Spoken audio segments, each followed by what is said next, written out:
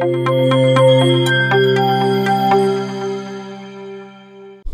Friends, welcome back. Hopefully अब तक आप 4 वीडियोस देख चुके हैं। लास्ट वीडियो में मैंने आपको कॉल्स इन एरियर का कॉन्सेप्ट सिखाया था।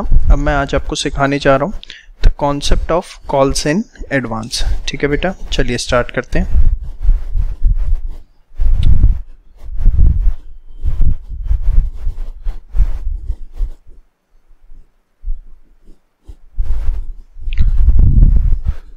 देखो, सबसे पहले आपको पता होना चाहिए कॉल्स इन एडवांस होता क्या है।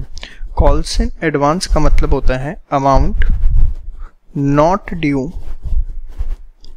But paid by the share holder in advance.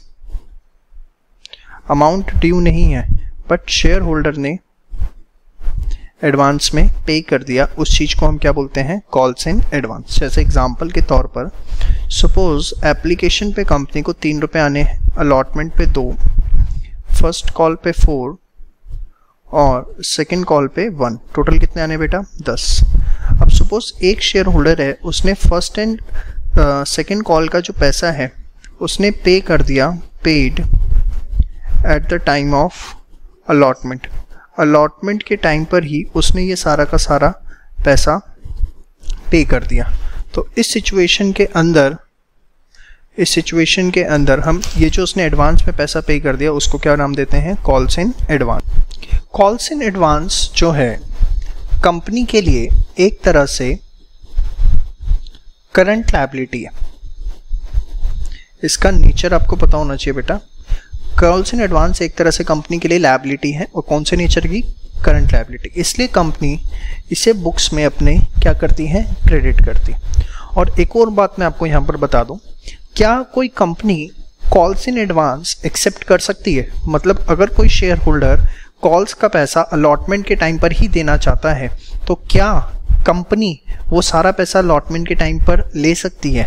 देखिए, ऐसा करने के लिए कंपनी को परमिशन चाहिए उसके आर्टिकल ऑफ एसोसिएशन की। ये बात आपको पता होना चाहिए, थ्योरी के पॉइंट ऑफ व्यू से बहुत इंपॉर्टेंट है। If company is authorized by article of association only then it can accept the amount of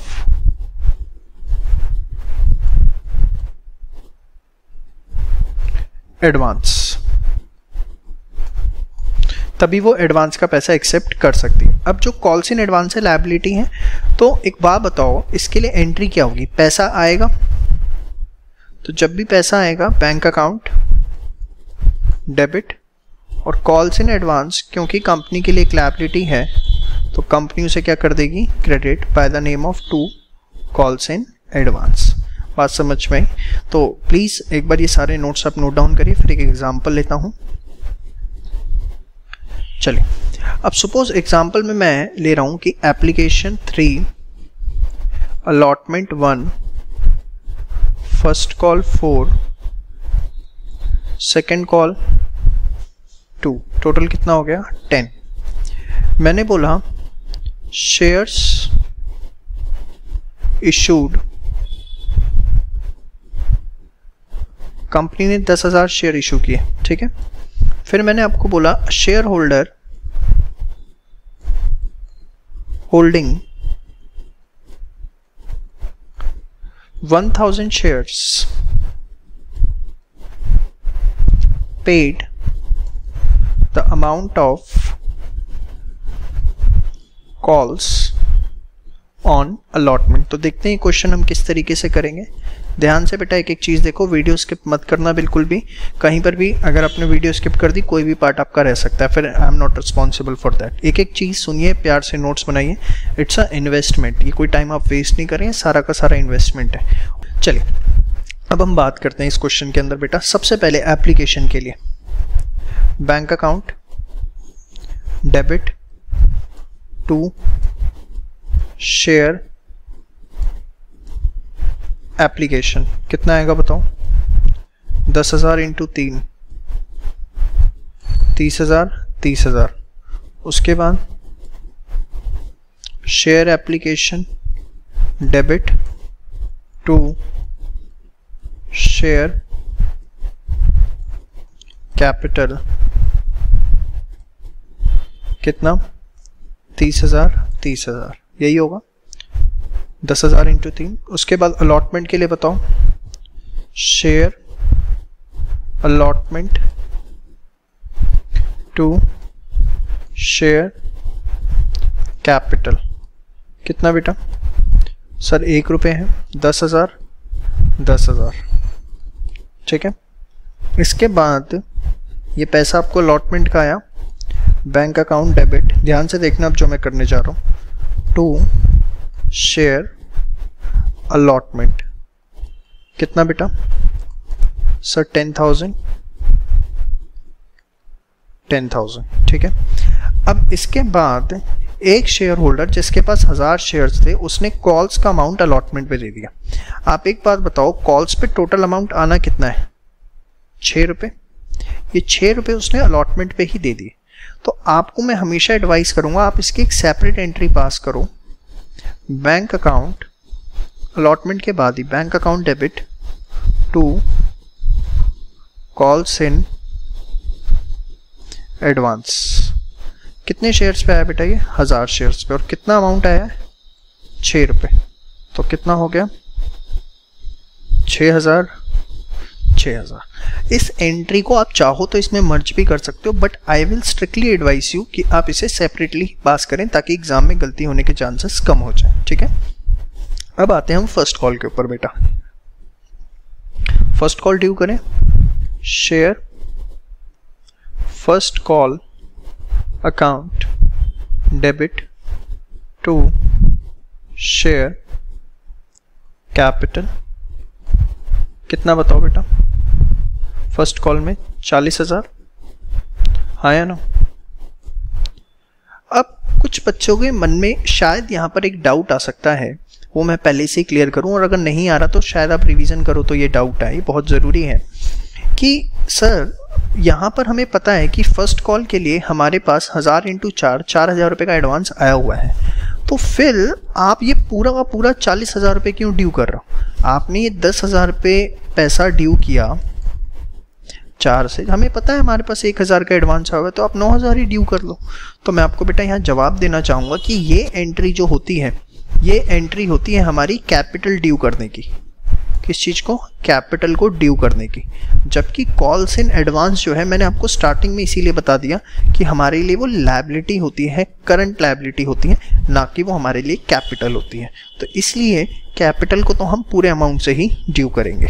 समझ में आती है बात मेरी? नहीं आती तो रिवर्स करके एक बार सुनो दोबारा।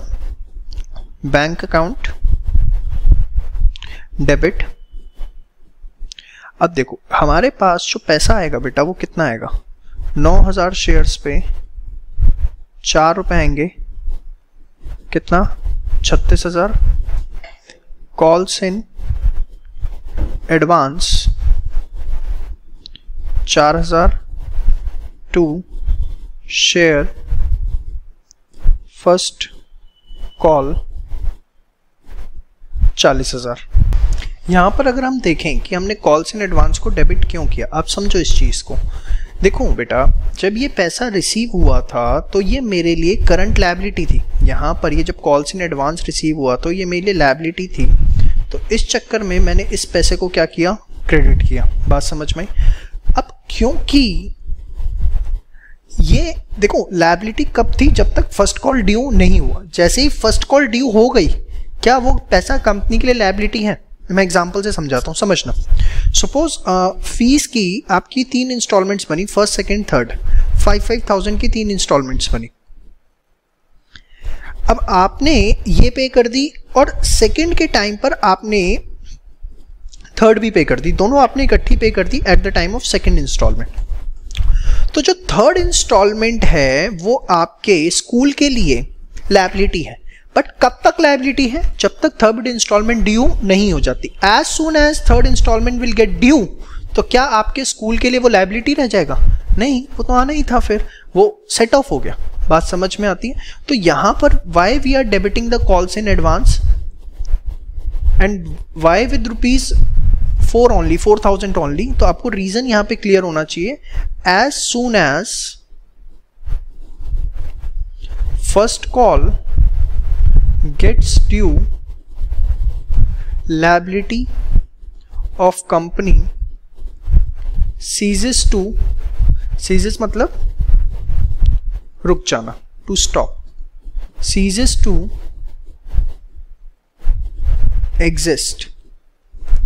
As soon as first call gets due, liability of company ceases to exist to the extent of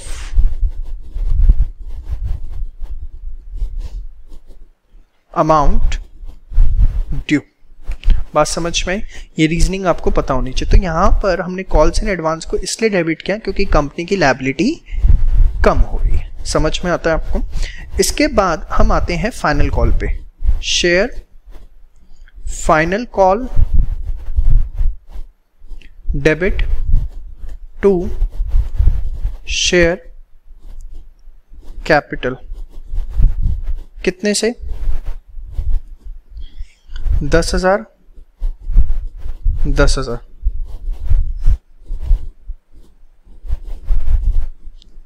हाँ सॉरी, 20,000 से. ₹2 का अमाउंट है ना.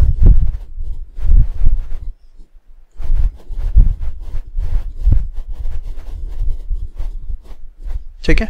अब देखो यहां पे भी पैसा मिलेगा. Bank account debit, calls in advance debit. But बताओ कितने शेयर्स पे मिलेगा? 9,000 शेयर्स पे. कितने रुपए? ₹2. तो कितना आ गया आपका? 18,000. यहाँ कितना आ गया? 2,000 टू शेयर फाइनल कॉल. कितना? 20,000 रुपये. बात समझ में आई आपको?